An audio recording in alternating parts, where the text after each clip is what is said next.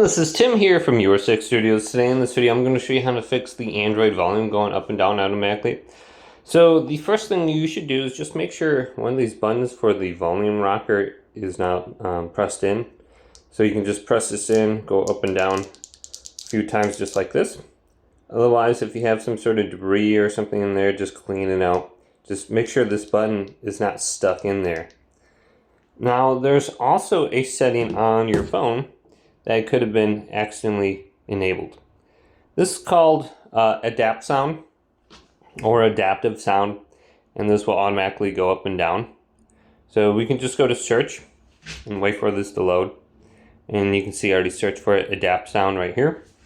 Just make sure this is turned off, otherwise it's just going to go up and down automatically. So you can see adapt sound right here. I'm going to turn this off. And if I go ahead and just click on it, this is what it says. Adapt sound gives you perfect sound that's tuned just for your ears. So just turn that off and you should be good to go. Hopefully this video did indeed help you out.